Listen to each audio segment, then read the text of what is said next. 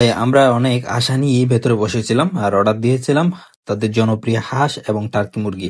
কিন্তু দুঃখজনকভাবে খাবারের মান আমাদের প্রত্যাশার অনেক নিচে ছিল। বিশেষ করে যেটা সবচেয়ে বেশি হতাশার ছিল সেটা হলো মাংসের মান। যে মাংসের আইটেমটি অর্ডার করেছিলাম সেটা এতটাই শক্ত ছিল যে চিবিয়ে খাওয়া আসলে অনেক কষ্টকর হয়ে দাঁড়িয়েছিল আমাদের জন্য। মনে হচ্ছিল রান্নার আগে মাংস ঠিক মতো সেদ্ধই হয়নি। কিন্তু আমাদের হাতে সময় স্বল্পতার কারণে খাবারটা কোনো রকমে আমরা শেষ করি। সত্যি কথা বলতে কি, আমার কাছে মনে হয় একটা রেস্টুরেন্টের মূল আকর্ষণীয় হলো তাদের খাবারের মান। যদি সেই জায়গায় এই ধরনের অব্যবস্থাপনা হয় তাহলে আসলে ভালো পরিবেশ বা সাজসজ্জা দিয়েও তা ঢেকে রাখা যায় না।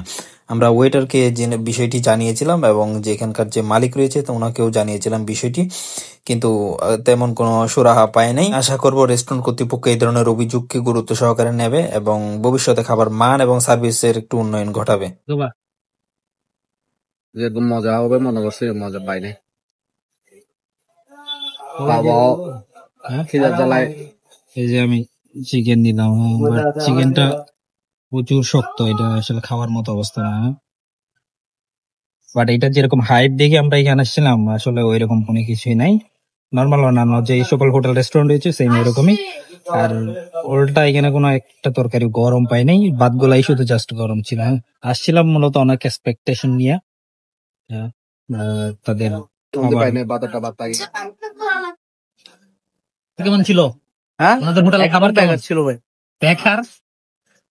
ওরা হচ্ছে অন্য এক গ্রুপে আসছিল, ওদের থেকে জিজ্ঞাসা করতে আসলে খাবার কিরকম ছিল। হ্যাঁ,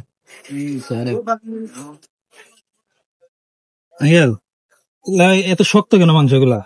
সবগুলো সত্য কেন খাওয়া হয় না তো এগুলো এখন রান্না তো এখন রান্না করে না, খাবার ঠান্ডা পাইছি। কিন্তু সত্যি কথা বলা, আমি মুরগি গুলা অনেক কষ্ট করে মানে খাইছি।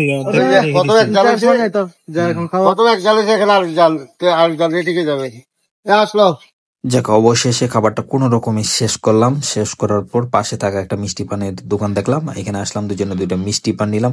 অনেকদিন হচ্ছে মিষ্টি পান খাই না, সেই উপলক্ষে মূলত মিষ্টি পানটা ট্রাই করলাম। রামু চা বাগানে যেরকম একটা হাইপ ছিল আসলে, হ্যাঁ, খাবার যে এত সুনাম আসলে অনলাইনে, এখানে আসলে শ্বশুরলে আমরা আসলে যেটা দেখছি আসলে অন্যান্য নর্মাল হোটেল যেরকম সিম ওই রকমই। আসলে এখানে স্পেশাল আসলে কোনো কিছুই নাই, জাস্ট দু একটা আইটেম আছে হয়তো অন্য যেগুলো অন্যান্য রেস্টুরেন্টে থাকে না। বাট এখানে এসে টেস্ট করার পর বুঝতে পারলাম যে আসলে মানুষ আসলে শুধু অনলাইনে হাইপ তুলে, হ্যাঁ, বাস্তবে আসলে কিচ্ছু নাই এখানে। তো যারাই আসবেন নেক্সট টাইম থেকে তো আসতে পারেন। তো সবগুলো হোটেল আবার একও না, হ্যাঁ, তো খাবার ডিফারেন্স থাকতে পারে। হয়তো আমি যেটাতে আসছি এটা তো হয়তো একটু ভিন্ন ছিল। তো এরকম, তো কার সাথে এরকম এক্সপিরিয়েন্স রয়েছে এই হোটেল গুলা নিয়ে চাইলে কমেন্ট বক্সে জানাইতে পারেন। So tata bye bye, next time দেখা হবে কক্সবাজার অন্য কোনো জায়গায় অন্য কোনো বিষয় নিয়ে।